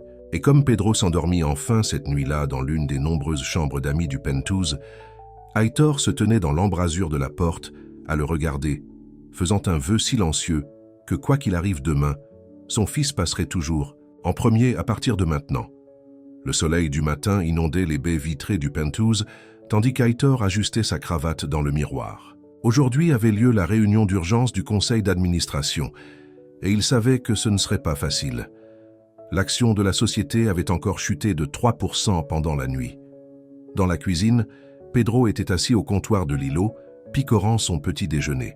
Il portait une des nouvelles tenues que Clara lui avait achetées, mais il avait toujours l'air mal à l'aise dans ses vêtements coûteux. « Est-ce que je dois aller à l'école » demanda Pedro lorsque Aitor entra dans la cuisine. Aitor se versa une tasse de café. « Pas encore. Nous devons d'abord trouver la bonne école. Pour aujourd'hui, Clara restera avec toi. Elle t'aidera à t'installer. » Pedro hocha la tête, le soulagement l'envahissant. « Vas-tu revenir » demanda-t-il, ses yeux révélant sa peur de l'abandon. Aitor posa sa tasse de café et plaça ses 2 mains sur les épaules de son fils. « Je reviendrai toujours vers toi, Pedro.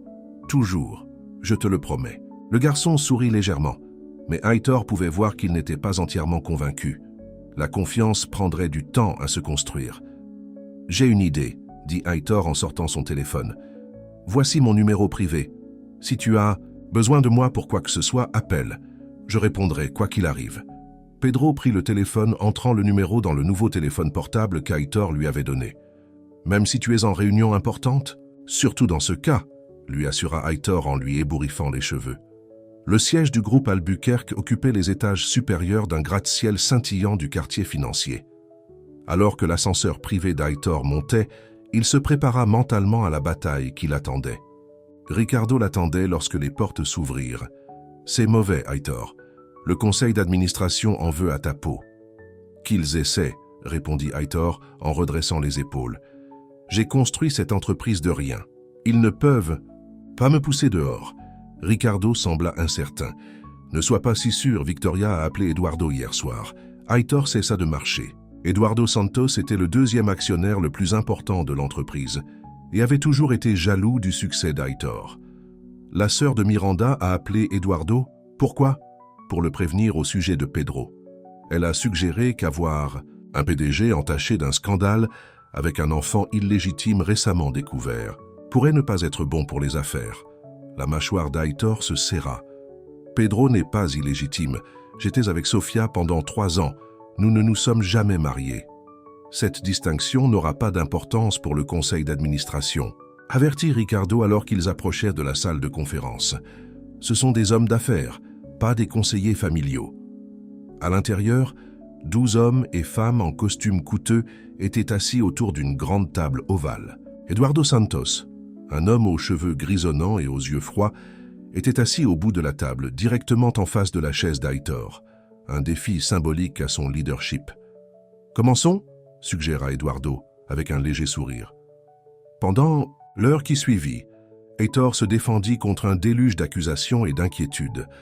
Les membres du conseil d'administration ont remis en question son jugement, son engagement envers l'entreprise et même sa stabilité mentale. « Cet enfant pourrait être n'importe qui », a fait valoir un membre du conseil d'administration. « Avez-vous même fait un test ADN ?»« Je n'ai pas besoin de test. Je connais mon fils », répondit fermement Aitor. « C'est la perception du public qui compte », intervint Eduardo en douceur. « Nos investisseurs sont préoccupés. Nous avons perdu près de 8% de notre valeur boursière en seulement 24 heures. Pouvons-nous nous permettre de nouvelles pertes à cause de votre drame personnel ?» Aitor se leva, plaçant ses mains sur la table. « Soyons clairs. Pedro est mon fils. Il fera partie de ma vie à partir de maintenant. Si cela met l'un d'entre vous mal à l'aise, je vous suggère de vendre vos actions et d'investir ailleurs. » Eduardo échangea des regards avec plusieurs membres du conseil d'administration. Peut-être serait-il préférable que vous preniez un congé, Aitor, juste jusqu'à ce que cette situation se stabilise. « Un congé ?» Aitor rit incrédulement. « C'est mon entreprise.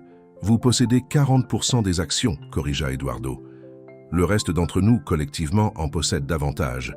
Si nous votons aujourd'hui, je pense que vous vous retrouverez en infériorité numérique. » Ricardo fit un pas en avant. « Ne soyons pas hâtifs. Aitor a mené cette entreprise vers des bénéfices records pendant 5 années consécutives. Un seul défi en matière de relations publiques n'efface pas ce bilan. » Un silence tendu emplit la pièce alors que les membres du conseil d'administration réfléchissaient à cela. Enfin, l'un des membres les plus âgés prit la parole. « Je propose un compromis. Heitor reste PDG, mais nous faisons appel à une équipe de relations publiques pour gérer cette situation. Le garçon devrait être correctement présenté à la société, une conférence de presse peut-être. Montrons que nous embrassons ce développement. » Heitor sentit sa colère monter. « Mon fils n'est pas une situation à gérer. C'est un garçon de 8 ans qui vient de perdre sa grand-mère et qui essaye de s'adapter à une nouvelle vie. Alors adaptez-vous rapidement, dit froidement Eduardo. Parce que cette entreprise n'attend pas éternellement. La réunion se termina par une trêve instable. Heitor resterait PDG, mais un comité spécial serait formé pour surveiller l'image publique de l'entreprise. Ce n'était pas une victoire, mais ce n'était pas non plus une défaite.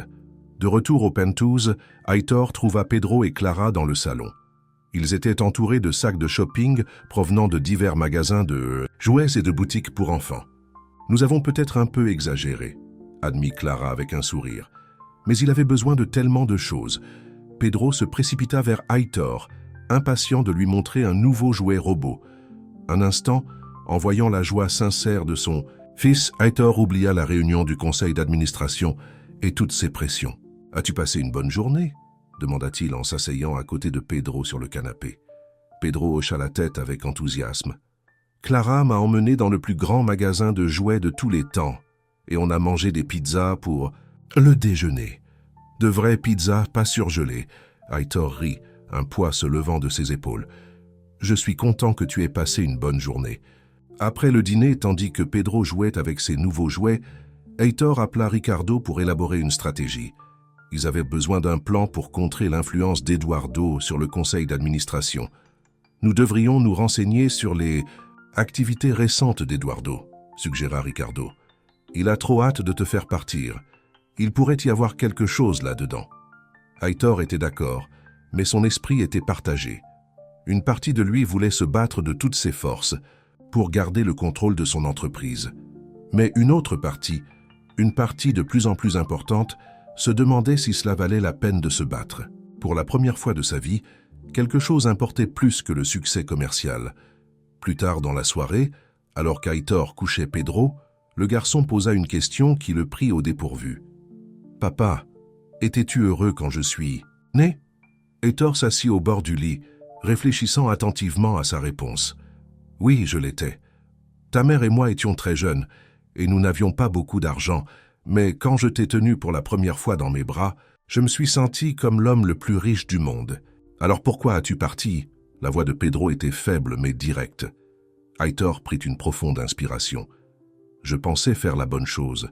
Je voulais te donner à toi et à ta mère une vie meilleure. Je pensais que si je pouvais gagner assez d'argent, nous pourrions avoir tout ce que nous avons toujours voulu.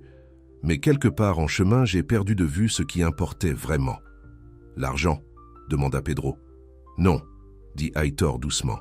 « Toi et ta mère, la famille, l'amour, ce sont les choses qui comptent vraiment. » Pedro sembla réfléchir à cela puis dit « Maman a toujours dit que tu avais le cœur bon, mais la tête embrouillée. » Heitor rit, les larmes lui piquant les yeux. Elle avait raison. Sofia avait toujours raison à mon sujet. Alors que Pedro s'endormait, Heitor le regardait, s'émerveillant de cette seconde chance qui lui avait été donnée. Le lendemain matin, la sonnette sonna tôt. Heitor ouvrit la porte pour trouver Miranda debout là, aussi impeccable que toujours, mais avec une dureté dans les yeux qui n'y était pas auparavant. « Je suis venu chercher quelques effets personnels », annonça-t-elle, le dépassant sans attendre d'invitation. Heitor la suivit dans la chambre principale. « Miranda, pouvons-nous parler raisonnablement de ça ?» Elle se retourna pour le faire face, son expression froide. « Il n'y a rien à discuter. Tu as fait ton choix. Il ne s'agit pas de choisir entre toi et Pedro. C'est mon fils. Il a besoin de moi. » Miranda commença à rassembler des bijoux sur sa coiffeuse. « Et qu'en est-il de ce dont j'ai besoin ? J'ai épousé un homme d'affaires prospère et respecté. Pas un père rongé par la culpabilité avec un enfant des bas-fonds. Ne parle pas de lui de cette façon, » avertit Heitor, la voix basse et dangereuse. Miranda s'arrêta, étudiant son visage. « Tu sais, je me suis toujours demandé ce qui te ferait montrer de vraies émotions. Maintenant, je sais. Il faut un petit garçon sale de ton passé pour faire ressortir ta passion. » Avant qu'Aitor ne puisse répondre, Pedro apparut dans l'embrasure de la porte ayant tout entendu. Ses yeux étaient grands ouverts, blessés. « Pedro » commença Aitor, mais le garçon se retourna et courut dans le couloir. Aitor lança à Miranda un regard de pure colère, puis courut après son fils.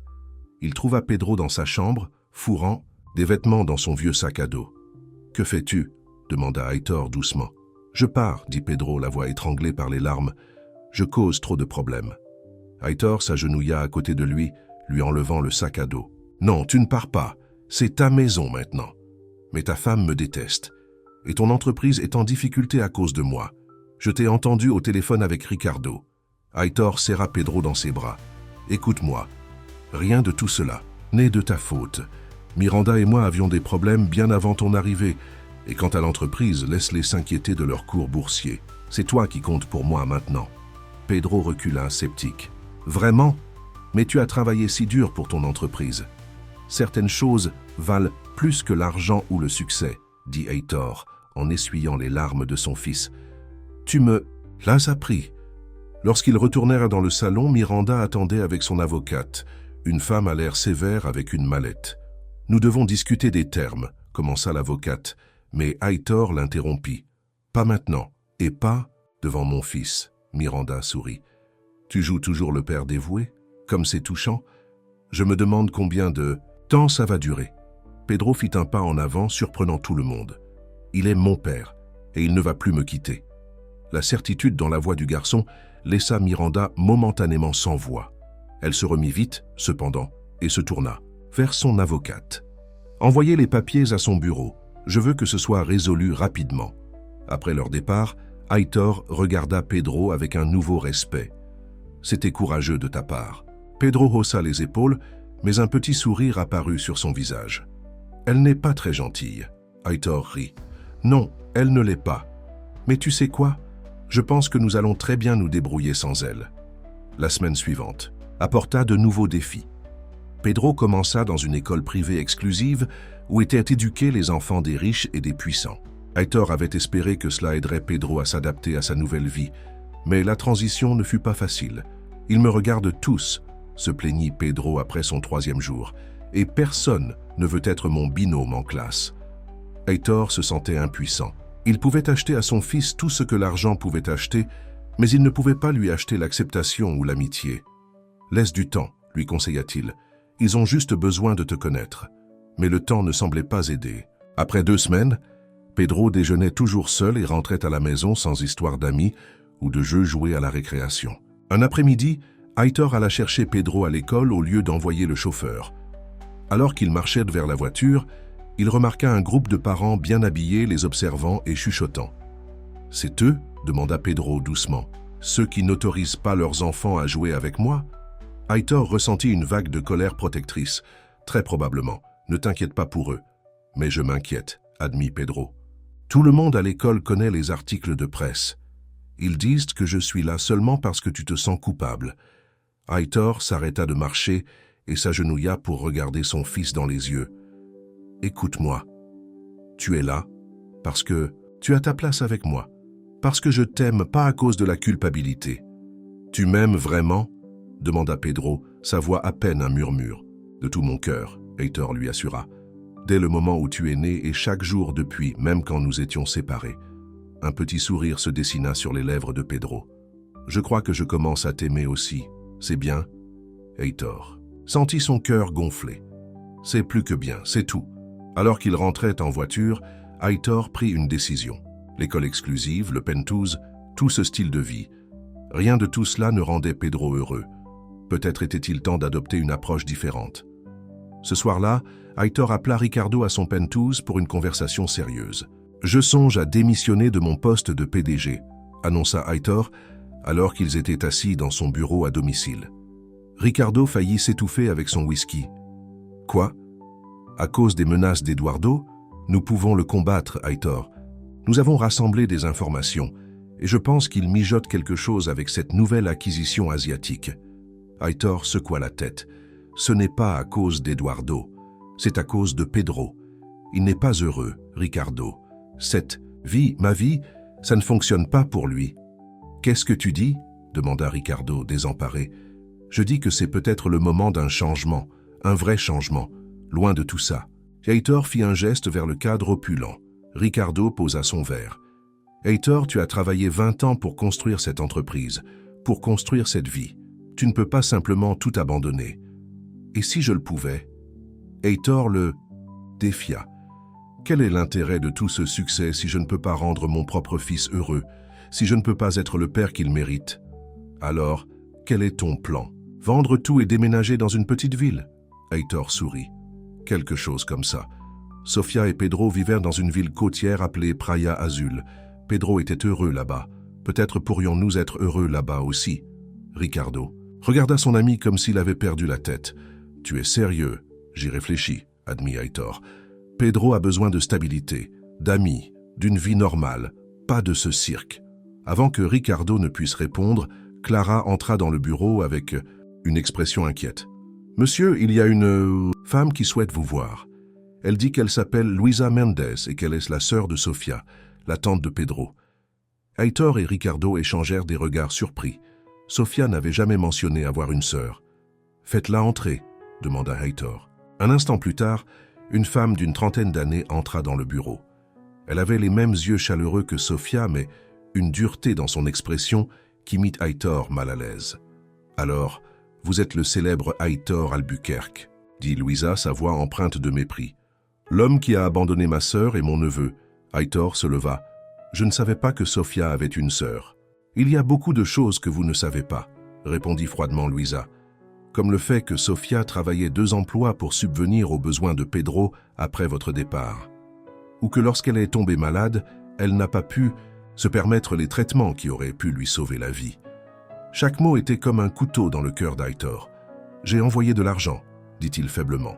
« Pendant la première année, oui. Puis plus rien. » Luisa croisa les bras. « Je vivais à l'étranger.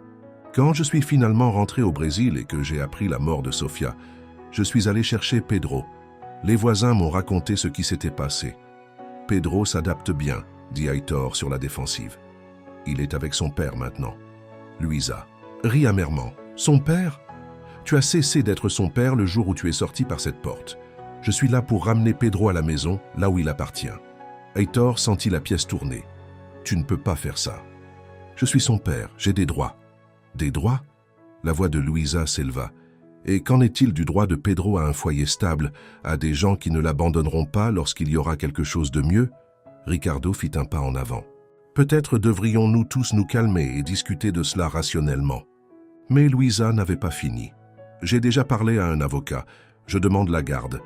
Pedro appartient à une famille qui l'aime, pas à un étranger qui partage son ADN. Où étais-tu quand Sofia est morte ?» Heitor la défia. « Quand Pedro vivait. » « Avec sa grand-mère, tu es tout autant une étrangère pour lui que moi. » Le visage de Luisa rougit de colère. « Je travaillais à l'étranger, en envoyant de l'argent à la maison quand je le pouvais. Je ne savais pas à quel point les choses avaient empiré. Mais au moins, j'ai un lien avec la vie qu'il connaît. Que as-tu, toi? De l'argent? Un appartement chic? Ces choses ne font pas un foyer. » Avant qu'Heitor ne puisse répondre, ils entendirent un petit souffle venant de l'embrasure de la porte. Pedro se tenait là, le visage pâle de choc. « Tu veux m'emmener ?» demanda-t-il à Luisa, sa voix tremblante. L'expression de Luisa s'adoucit immédiatement. « Pedro, je suis ta tante Luisa, la sœur de ta mère. Je veux ce qu'il y a de mieux pour toi. » Pedro regarda Luisa, puis Heitor, la confusion et la peur clairement visible dans ses yeux. « Mais je viens de trouver mon père. Je ne veux pas le quitter. Il faut